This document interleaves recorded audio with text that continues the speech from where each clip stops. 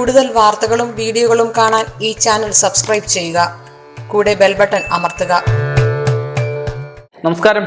ഏഷ്യാനെറ്റ് ടിവിയുടെ എപ്പിസോഡിലേക്ക് എല്ലാ മനഃപ്രേക്ഷകർക്കും സ്നേഹം നിറഞ്ഞ ഹൃദയം നിറഞ്ഞ സ്വാഗതം.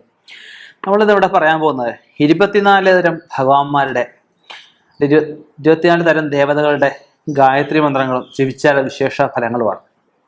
നമ്മൾ തന്ത്രശാസ്ത്ര പ്രകാരം പറയുമ്പോൾ 3300 കോടി ഭഗവാന്മാരുണ്ടെന്നാണ് പറയുന്നത്. ഇപ്പോൾ ഓരോ ഭഗവാന്മാർക്കും ഓരോ ധ്യാനങ്ങളുണ്ട്, ഓരോ മൂലങ്ങളുണ്ട്, ഓരോ സ്വരൂപങ്ങളാണ് പറയപ്പെടുന്നത്. അത് പ്രധാനമായിട്ടും നമുക്ക് ഭജിക്കാൻ പറ്റുന്ന, പെട്ടെന്ന് ഫലസിദ്ധി തരുന്നതുമായിട്ടുള്ള 24 ഭഗവാന്മാരുടെ മന്ത്രങ്ങളാണ് പറയാൻ പോകുന്നത്. നമുക്കതിലേക്കൊന്ന് കടക്കാം. അങ്ങനെ തന്നെ ഗണപതിയാണ്. ഗണപതിയുടെ ഞാൻ പറയാനറിയാം, തടസ്സങ്ങൾ മാറാനാണ് ഗണപതി ഗായത്രി നമ്മൾ ഏറ്റവും പ്രധാനമായിട്ട് ജപിക്കുന്നത്. എല്ലാവർക്കും സമയബന്ധമായിട്ട് രാവിലെ വൈകിട്ടോ എപ്പോൾ വേണമെങ്കിൽ ജപിക്കാൻ പറ്റുന്ന ഒരു ഗായത്രിയാണിത്. ഗണേശ ഗായത്രി നമ്മൾ ഓം ഏകദന്തായ വിദ്മഹേ വക്രതുണ്ടായ ധീമഹി തന്നോ ദന്തി പ്രചോദയാത് സ്വാഹ. അപ്പം ഇങ്ങനെ ഒരു മന്ത്രം പറയപ്പെടുന്നുണ്ട്. രണ്ടാമത്തെ വേറൊരു ഗണേശ ഗായത്രിയുണ്ട്. തൽപുരുഷായ വിദ്മഹേ വക്രതുണ്ടായ ധീമഹി തന്നോ ദന്തി പ്രചോദയാത് സ്വാഹ. ഈ തടസ്സങ്ങൾ പെട്ടെന്ന് മാറാനായിട്ട് ഏറ്റവും നല്ലതാണ്. അടുത്ത ബ്രഹ്മ ഗായത്രി, അതായത് ഈ സന്താനങ്ങൾക്ക് ശ്രമിക്കുന്നവർക്കൊക്കെയാണല്ലോ പെട്ടെന്ന് ബ്രഹ്മാവിൻ്റെ ഗായത്രിയാണ് അടുത്ത് പറയാൻ പോകുന്നത്. അതുപോലെ തന്നെ നമുക്ക് വിശ്വകർമാവും കൂടെയാണ് ബ്രഹ്മാവിനെ പറയുന്നത്. നമുക്ക് പുതിയതായിട്ട് എന്തെങ്കിലും കാര്യങ്ങൾ സംരംഭങ്ങളൊക്കെ തുടങ്ങാൻ പോകുമ്പോഴും ബ്രഹ്മദേവനെ പ്രാർത്ഥിക്കാവുന്നതാണ്.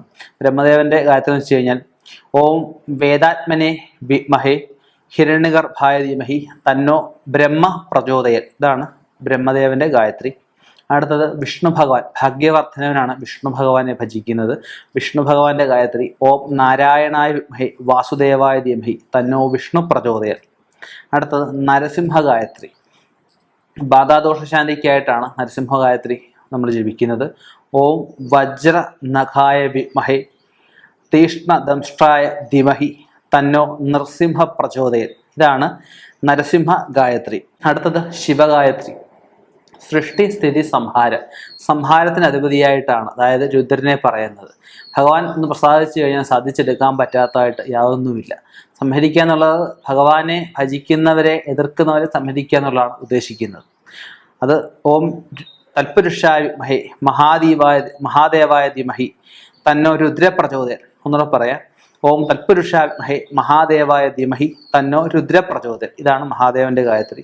മറ്റൊരു ഗായത്രി എന്ന് പറയുമ്പോഴും മഹാദേവന്റെ തന്നെ ഓം തൽപുരുഷായ വിദ്മഹേ സഹസ്രാക്ഷായ ധീമഹി തന്നോ രുദ്രപ്രചോദയൻ. ഇതും മഹാദേവന്റെ മറ്റൊരു ഗായത്രിയാണ്. അടുത്തത് ഷൺമുഖൻ ആരാ? മുരുകനെ കൊണ്ട് പറയുമ്പോൾ ജ്യോതിഷത്തിന്റെ അധിപതിയായിട്ട് പറയപ്പെടുന്നുണ്ട്. അതുപോലെ തന്നെ നമുക്ക് വിദ്യാ പുരോഗതിക്കായിട്ട് ഷൺമുഖനെ പൂജിക്കാൻ പറയുന്നുണ്ട്.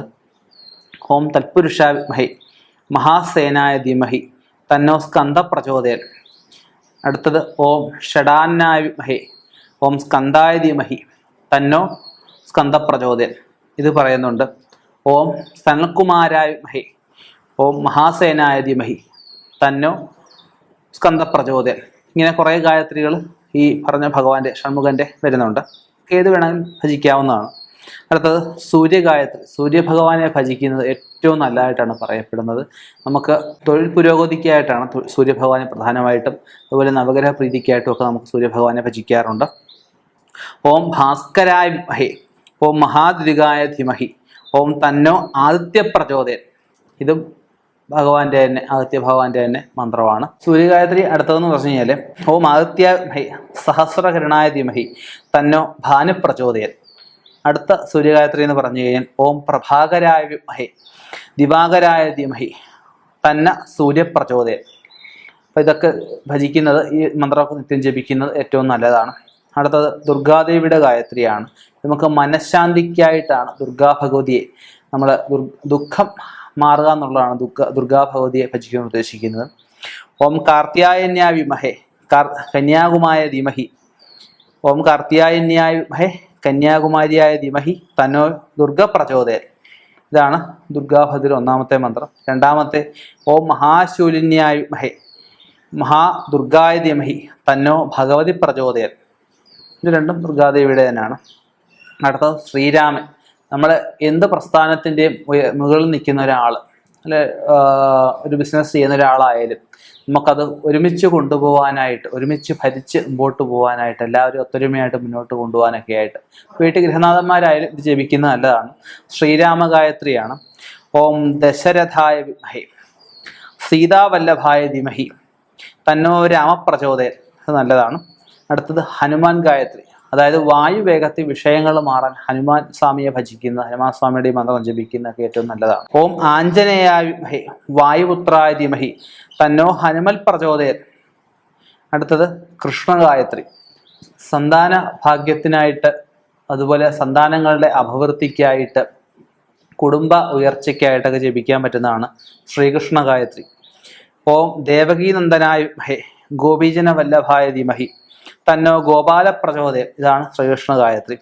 അടുത്തത് ശങ്കരനാരായണ ഗായത്രി, കുടുംബ ഐക്യതയ്ക്ക് സമാധാനത്തിനുമൊക്കെ, സുഹൃത്തുക്കൾ തമ്മിലുള്ള അകൽച്ച മാറാനും ഒക്കെ ആയിട്ട് ശങ്കരനാരായണ ഗായത്രി ജപിക്കുന്ന ഏറ്റവും നല്ലതാണ്.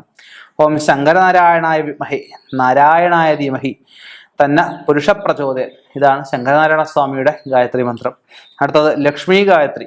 ഓം മഹാദേവ്യായ ച വിദ്മഹേ വിഷ്ണുപത്ന്യായ ച ധീമഹി തന്നോ ലക്ഷ്മി പ്രചോദയാത്. സാമ്പത്തിക അഭിവൃദ്ധിക്കായിട്ടാണ് ലക്ഷ്മി ഭഗവതിയെ പ്രാർത്ഥിക്കുന്നത്. അടുത്തത് പാർവതി ഗായത്രി, വിവാഹ സംബന്ധമായ തടസ്സങ്ങൾ മാറാൻ, പെട്ടെന്ന് വിവാഹം നടക്കാനായിട്ടാണ് പാർവതി ഗായത്രി ജപിക്കുന്നത്. ഓം സുഭഗായ വിദ്മഹേ ഹൈമവത്യായ ധീമഹി തന്നോ ഗൗരി പ്രചോദയാത്. ഇതാണ് പാർവതിദേവിയുടെ ഗായത്രി മന്ത്രം. അടുത്തത് ഭദ്രകാളി ഗായത്രിയാണ്. ഓം രുദ്രസുധാത്മഹേ ശൂലഹസ്തായ ധീമഹി തന്നക്കാളി പ്രചോദയാത് സ്വ. ഇതും ശത്രുദോഷത്തിന് തന്നെയായിട്ടാണ് നമ്മൾ ഉപയോഗിക്കുക. അടുത്തത് ശാസ്ത്ര ഗായത്രി, ശനിദോഷങ്ങൾ ഒഴിഞ്ഞു പോകാനായിട്ടാണ് ശാസ്ത്ര ഗായത്രി നമ്മൾ ജപിക്കുക. ശാസ്ത്ര ഗായത്രി ഓം രേവന്തായ വിദ്മഹി മഹാശാസ്ത്രയ ധീമഹി തന്നോ ശാസ്ത്ര പ്രചോദയാത്. ഇതാണ് ശാസ്ത്ര ഗായത്രി എന്ന് പറഞ്ഞു കഴിഞ്ഞാൽ. അടുത്തത് സുബ്രഹ്മണ്യ ഗായത്രി, നമ്മൾ മുരുകൻ്റെയൊക്കെ ജപിച്ചു. അതിനകത്ത് ഞാൻ പറഞ്ഞിട്ടുണ്ടായിരുന്നു. ഓം സനത്കുമാരായ വിദ്മഹേ ഷഡാന്നായ ധീമഹി തന്നോ സ്കന്ദ പ്രചോദയാത്. ഇത് സുബ്രഹ്മണ്യൻ്റെ ഗായത്രി തന്നെയാണ്. ഇതും വിദ്യാപുരോഗതിക്കായിട്ട് ജപിക്കാവുന്നതാണ്. അടുത്തത് സരസ്വതി ദേവിയുടെയാണ്. അതും വിദ്യ പുരോഗതിക്കായിട്ടും കാര്യങ്ങളൊക്കെ മറന്നു പോകാതിരിക്കാനായിട്ട്, എപ്പോഴും ഓർമ്മശക്തി വർദ്ധിക്കാനും ഒക്കെ ആയിട്ടും സരസ്വതി ഗായത്രി ജപിക്കുന്നത് നല്ലതാണ്. ഓം വാഗീശ്വരിയായ വിദ്മഹേ സരസ്വതിയായ ധീമഹി തന്നോ വാഗീശ്വരി പ്രചോദയാത്. ഇതാണ് സരസ്വതി ദേവിയുടെ ഗായത്രി. അടുത്തത് ഓം വാഗ്ദേവ്യായ ച വിദ്മഹേ കാമരാജായ ധീമഹി തന്നോ ദേവി പ്രചോദയാത്. ഇതും സരസ്വതി ദേവിയുടെ ഗായത്രി മന്ത്രം തന്നെയാണ്. അപ്പോൾ 24 തരം മന്ത്രങ്ങൾ, ഗായത്രി മന്ത്രങ്ങൾ ഇവിടെ പറയുകയുണ്ടായി. അപ്പോൾ ഇത് സ്ഥിരമായിട്ട് ജപിക്കുന്നത് ഓരോ തരത്തിലുള്ള കാര്യസാധനത്തിനായിട്ട് ഏറ്റവും നല്ലതാണ്. സ്ഥിരമായിട്ട് ജപിക്കുക. ഇവർക്ക് പ്രാധാന്യമുള്ള ദേവീപ്രീതികരമായിട്ടുള്ള ദിവസം എന്ന് പറഞ്ഞു കഴിഞ്ഞാൽ വെള്ളിയാഴ്ച ദിവസമൊക്കെയാണ്, പൗർണമി ദിവസമൊക്കെയാണ്. ആദത്തിന് പ്രാധാന്യം ഞായറാഴ്ചയാണ്. ശനിക്ക് പ്രാധാന്യം ശനിയാഴ്ച ദിവസമാണ്. സുബ്രഹ്മണ്യന് പ്രാധാന്യം ചൊവ്വാഴ്ച ദിവസമാണ്. ഹനുമാൻ സ്വാമിക്ക് ചൊവ്വാഴ്ചയാണ്. ഗണപതിക്ക് ചൊവ്വാഴ്ചയാണ്. വിഷ്ണുവിന് വ്യാഴാഴ്ച, ശിവന് തിങ്കളാഴ്ചയും തിരുവാതിരയും ഒത്തുവരുന്ന ദിവസം, പ്രദോഷ ദിവസം. അപ്പം അങ്ങനെ ഓരോരുത്തർക്കും പ്രാധാന്യമുള്ള ദിവസം. പാർവതിദേവിക്ക് തിങ്കളാഴ്ച പറയപ്പെടുന്നുണ്ട്, ബുധനാഴ്ച കൃഷ്ണസ്വാമിക്ക് പറയുന്നുണ്ട്, വ്യാഴാഴ്ച വിഷ്ണുവിന് പറയുന്നുണ്ട്, വെള്ളിയാഴ്ച എല്ലാ ദേവിമാർക്കും പറയപ്പെടുന്നുണ്ട്, ഞായറാഴ്ചയും എല്ലാവർക്കും ഉപയോഗിക്കാറുള്ള ദിവസം തന്നെയാണ്. അപ്പം ശരീരശുദ്ധി ഉള്ളപ്പം നമുക്ക് പ്രത്യേകിച്ച് ഒരു ഗുരുവിൻ്റെ ഉപദേശമില്ലാതെ നമുക്ക് ജപിക്കാൻ പറ്റുന്ന മന്ത്രങ്ങളാണിത്. സ്ഥിരമായിട്ട് ജപിക്കുക. തീർച്ചയായിട്ടും അതിൻ്റെ ഒരു നല്ല റിസൾട്ട് ഉണ്ടാവും. ഇനിയും ഇതുപോലെയുള്ള വ്യത്യസ്തമായ മന്ത്രങ്ങളുമായിട്ട്, വ്യത്യസ്തമായ ഉപദേശങ്ങളുമായി കണ്ടുമുട്ടാം. നിർത്തുന്നു. നന്ദി, നമസ്കാരം.